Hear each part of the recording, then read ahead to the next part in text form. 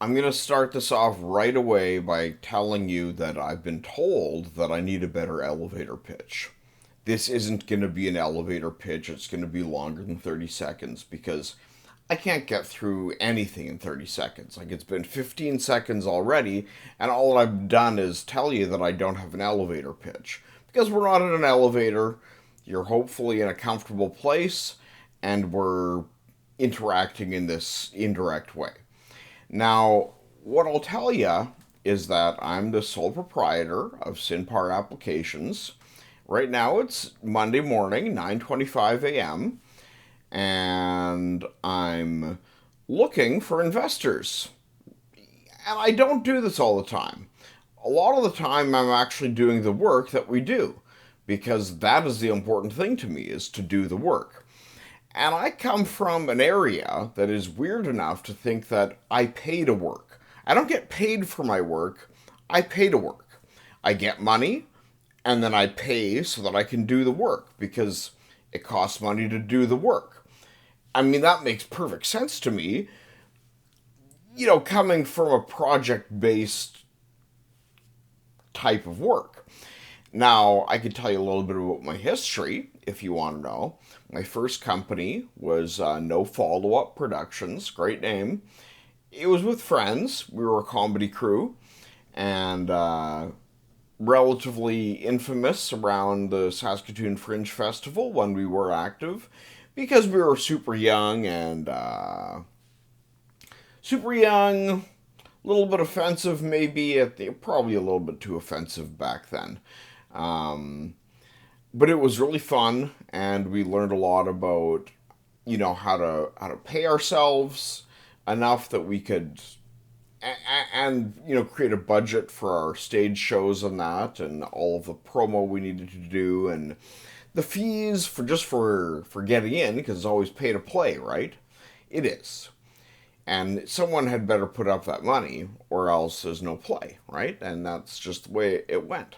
So that's 2 minutes. That's the elevator pitch if you're on a long ride, and I haven't even talked about my company yet. So, my current one. So you can see I'm a little bit verbose, and I need to pare things down. But there's a lot to say, right? Because my company, Sinpar Applications, what we advertise is speakers, high fidelity audio equipment, installations, automation, networking stuff, this kind of thing. Getting the whole audio network set up and getting a whole system going for a venue or a person. Now we have much bigger aims than that. We're doing that actively right now, and that's not really a major going concern, if you understand.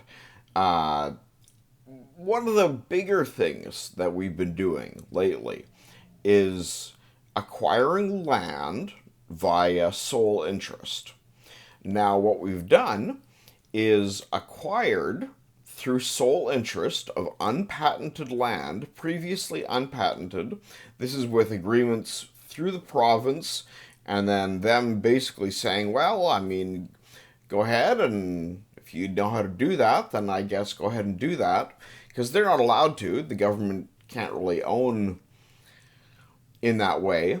But we've managed to register about 1 million acres of heavily resourced land. And these aren't just random plots. They are border lots, okay? They are mineral lots. The mineral titles is what we tend to go for.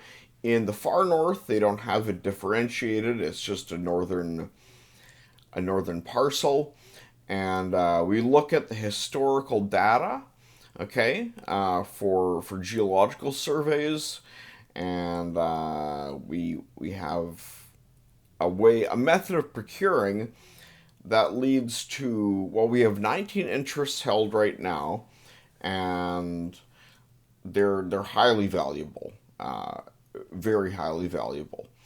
And what really, I mean, I don't see why we wouldn't be able to issue debt against them or issue equity within that. I don't see why not.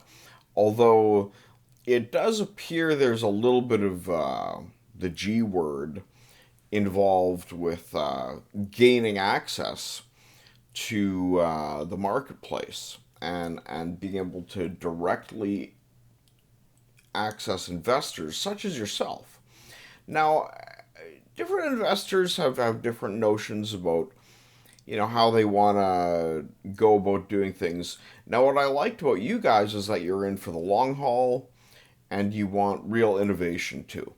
Because we've been bootstrapping with really no major investments other than part-time work and this kind of thing that we can do aside from the main bits. And what we've accomplished is significant. We're also working in advanced materials, and because these, I'll give you an example, okay?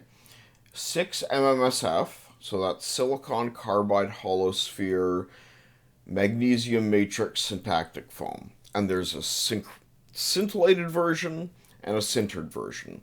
Sintered version is tougher, a little bit stronger, quite a bit stronger, and it is the lightest strong metal, according to academia that has studied it a fair bit. Only us and Albanian minerals are really going for an industrial development of 6 MMSF right now.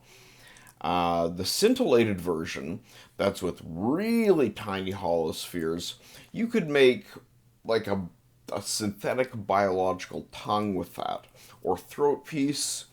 It has incredible medical properties, positive for the future, and there's no one who makes it right now. It's in development. That's a long-term, far-off idea because what you have to do is combine it with a rare earth mineral as well as the magnesium. That's getting into the advanced chemistry stuff that maybe people don't want to hear about, but I love that part. That's the real work for me. And just this morning, I got an email from my Pacific supplier, Yolanda, of aluminum foam and copper foam.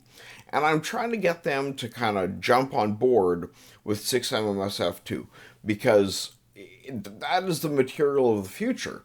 It's like you look at those little Jetsons structures and they have the little stem and then they have the whole giant thing, like kind of an arcology if you ever played SimCity 2000.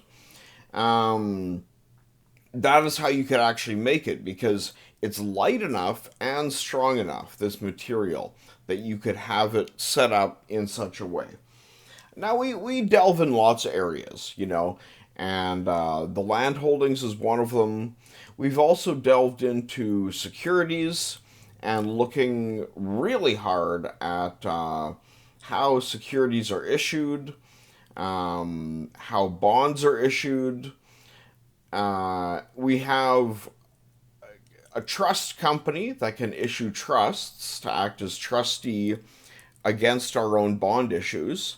Because I know that banks do this, and we have an RZ tax account that is the same type of account with all the withholding and non-resident stuff that goes along with any financial institution with the CRA. So we are duly registered both in the province as a for-profit entity and nationally, federally. We have what is basically a not-for-profit governing the provincial for-profit entity. And I can show you charts of how it all works. We've got a crop production company, St. Elmo Pengu, yeah. And that refers to a lot that's understood as St. Elmo Pengu. St. Elmo Pengu Growers is the crop production company that's extant. Now, this has been almost 10 minutes now. I hope I've kept your attention anyway. We also have, a media production arm. This is the room where I do media production. It doesn't look real great, but you're kind of seeing it from the other end, if that makes sense. That's an Onyx bass guitar behind me. I was a bass player touring for many years. I don't really do the touring as much now, but I'm still recording a lot, and any promotional material that we need to make, it's not hard. I just turn my little camera on and just sort of jabbering away here. We also have things like like Bitcoin wallets held in paper. Um, for example, where it's a very secure way of holding it. Watching that marketplace, because we're very strict about regulations, right? One thing that we've realized is that sustainability is way more important than short-term profit. Way more. You don't want to have to fold. You never want to fold a company, and you don't even want stock like value loss, right? You want it basically to go up, and that's it, right? A lot of places will go for a short-term valuation, and then they drop out. It's like they think they're just going to drink margaritas on the beach. But remember what I said at the beginning: pay to work, because I want to do the work, and that's why we need more money. Actually, is to do more work. Quite frankly, that's the truth. It's not about getting out of it easy. I mean, I don't think anyone would go into this kind of entrepreneurial work if they wanted an easy time. No, I don't think so. Or if they did, they'd quickly realize it's hardly easy, even though maybe a couple of people make it look easy, it is hardly easy. Especially when you're doing innovative things too. And that's been almost 12 minutes there. Now, I'm not sure how much time you want to listen to me gab for, but I could go on for hours and hours and hours.